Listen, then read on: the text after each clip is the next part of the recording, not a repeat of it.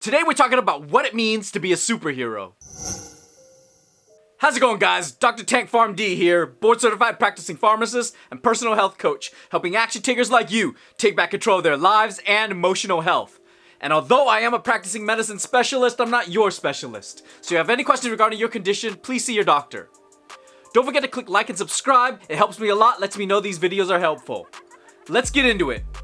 There's this alternate timeline story about Superman that's absolutely brutal. In this timeline, the Joker tricks Superman into killing his wife Lois, their unborn child, and as a result, it triggers a detonation that kills off all of Metropolis, his home city. Superman not only loses his wife, his unborn child, but he loses all of his friends and his city.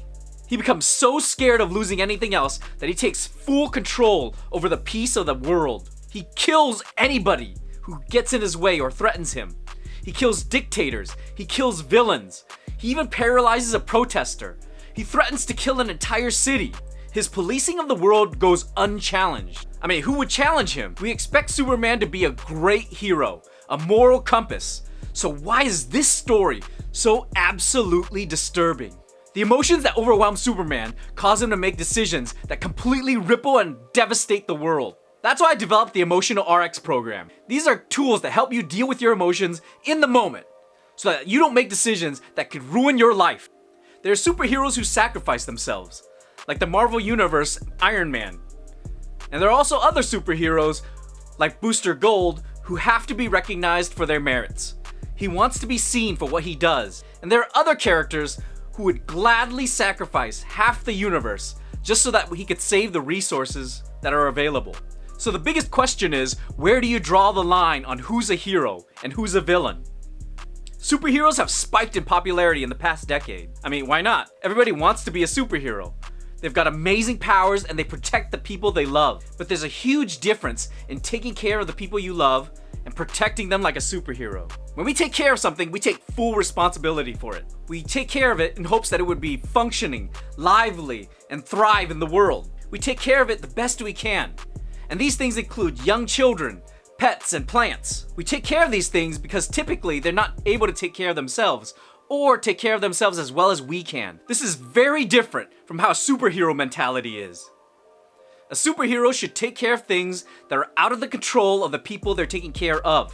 If there's a galactic threat coming to Earth, yes, please take care of that. A gigantic meteor about to crash into Earth? Yes, please. Intervene. Athletic running zombies? Please go back in time and fix this. But if two neighbors are arguing, do we really want superheroes to step in? Well, what if they're two neighboring countries? Do we want superheroes stepping in? My personal philosophy is that if it's a human-made problem, humans should fix it within their control and abilities. This could get deeply political, but I just want to focus on the mentality of superheroes and how it could apply to you in your personal life. Superheroes should protect the things that they love, but they shouldn't take responsibility for their actions. But what is responsibility? According to the Oxford Dictionary, responsibility is the state or fact of having a duty to deal with something or having control over someone. If you have responsibility over something, you have control of or you have to monitor the actions of something. Responsibility is power. Insert Uncle Ben reference here. So why is responsibility so important? With responsibility, there's power. Without it, there isn't. If you have power over something, you have the ability to control it. And if you control it, you could learn from it and progress. And if you have power over something, you could change it.